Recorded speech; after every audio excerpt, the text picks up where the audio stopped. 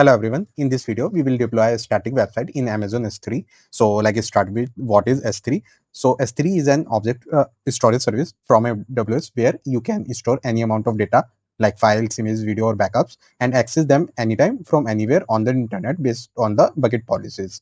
So think of S3 like a digital hard drive on the cloud, and you can create a bucket like a folder on the S3. Inside the bucket, you can put your objects such as like file, photos or the backups, and each object have a three component. First one is your data, second is metadata, that is information about the file, and third one is a key is like a unique identifier of the object. So think of S3 bucket as a folder in the cloud but with the unlimited storage. So these are the some key feature of S3, like scalable, durable, it is secured, it is cost effective, and it have multiple options of accessible. Now we go to our AWS console for demo part. Here we go to our Amazon S3 service. Here we click on the create bucket option.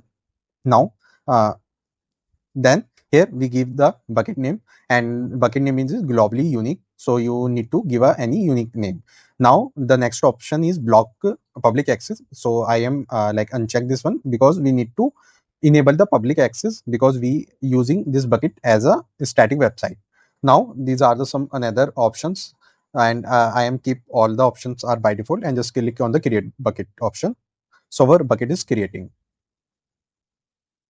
Now our bucket is created. We just simply go to our bucket. Here we need to upload any file as an object. So here I am uploading a sample file index.html that we use as our index file for our website. Here we just add the file and then simply click on the upload button. Now our file is uploaded as an object in S3. So we go to the properties part. Here we need to enable the static website option. So there is a static website hosting option in bucket.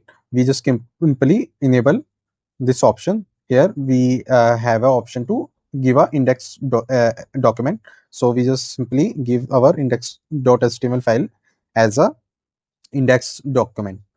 Now we simply click on the save changes button. So next we need to go to the permission tab. Here we need to add a policy. Policy is required due to like all the objects are by default private.